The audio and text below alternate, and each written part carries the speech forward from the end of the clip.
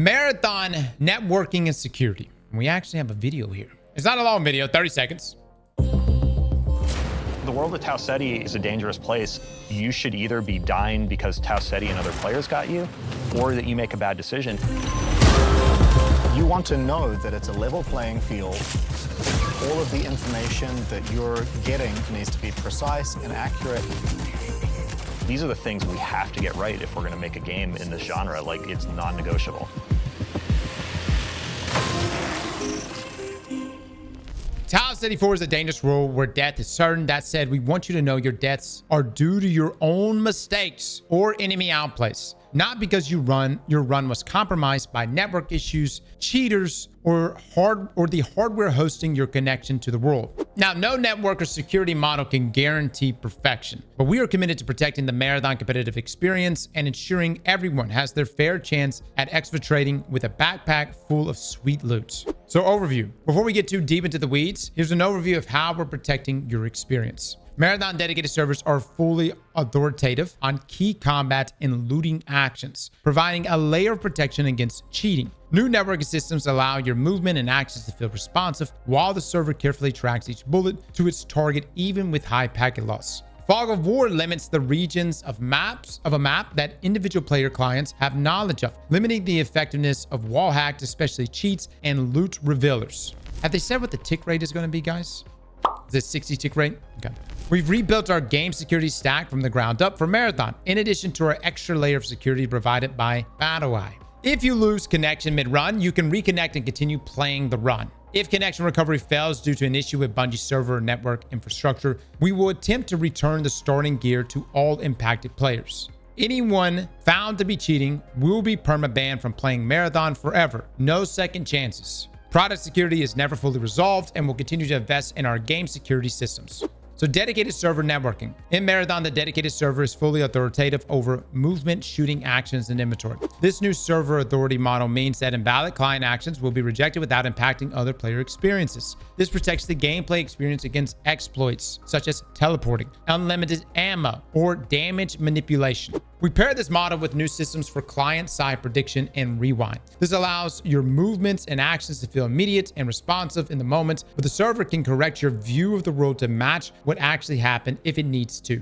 Our new high-performance networking model includes server-side adjudication of every hit with per-shot tracking and redundant transmission to reduce the effect of packet loss and ensure that every bullet lands. The dedicated server performs aim compensation with rewind on every shot individually. This allows you to hit shots reliably on enemy players, even when they are moving rapidly in and out of cover, while you're compensating for bullet travel time. It also means that players with a good internet connection can't be shot behind cover.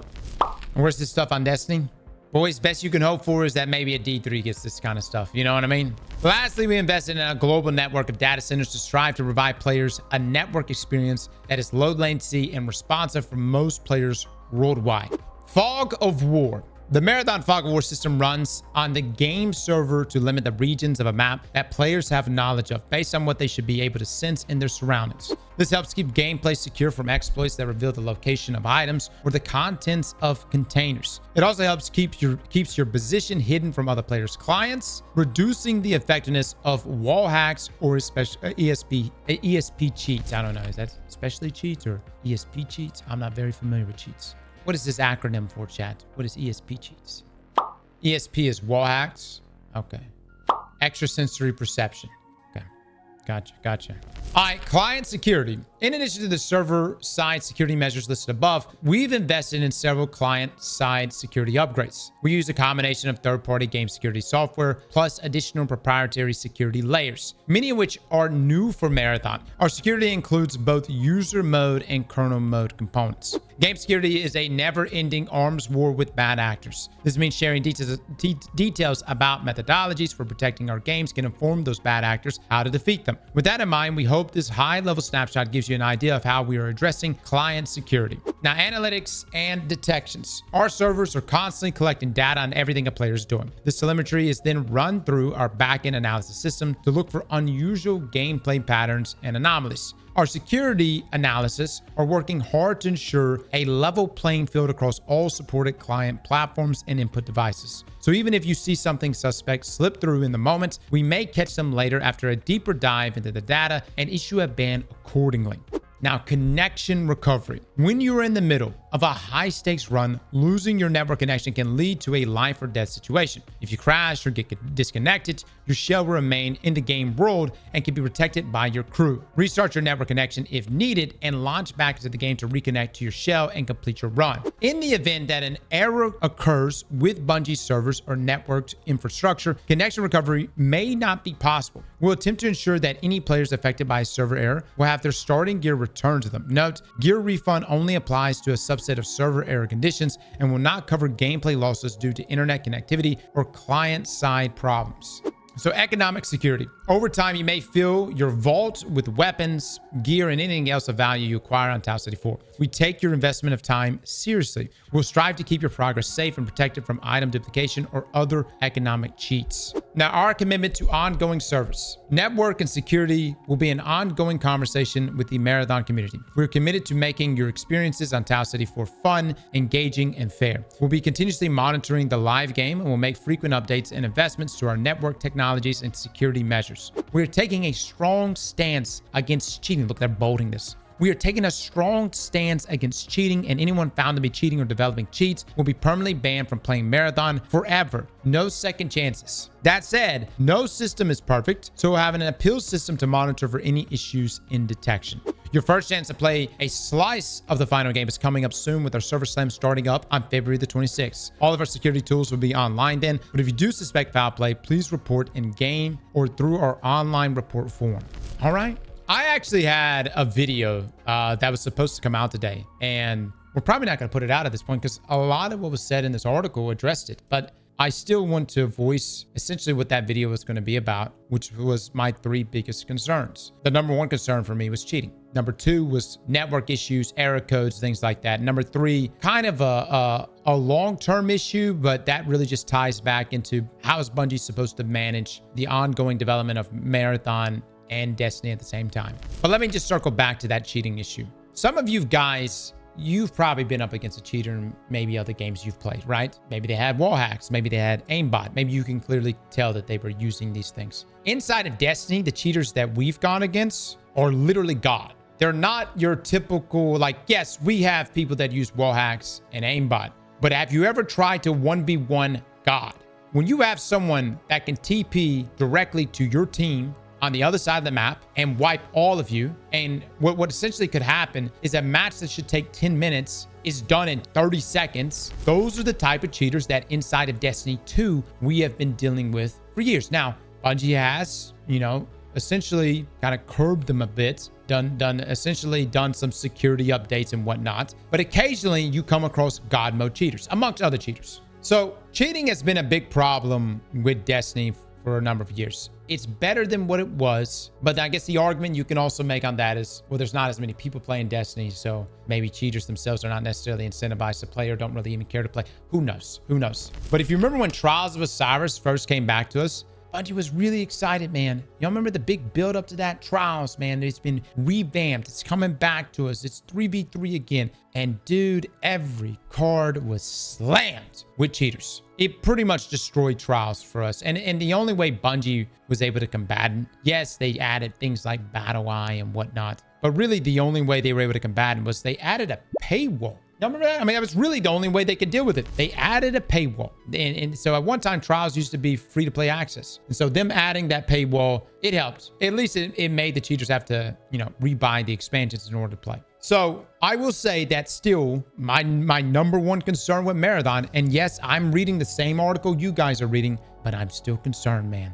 And look, the cheaters don't just apply to the people walking around with aimbots, wall hacks, or God mode. Cheating also applies, and I want Bungie to take a big stance on this, to Zim users on console. Those are people using mouse and keyboard with aim assist. and Cronus users who are able to shoot weapons with no recoil. Believe me, guys, that is going to be an issue for console players. It already is on so many other games, but it's going to be an issue here for Marathon. Bungie needs to take a hard stance against Cronus and Sim users. Other studios have already taken a hard stance against those hardware pieces. But I really want to see Marathon take a stance here. You know, hearing dedicated servers and everything else, I don't really know if networking issues is going to be as big of an issue. You know, getting wall banged, getting killed behind a wall, especially at a 60 tick rate, should be much better here, at least in comparison to what we've experienced inside of Destiny. However, as a Destiny player, we're just very used to, I guess you say, server issues, right? Like, we're used to normally at the beginning of an expansion, not being able to log on for the first couple hours.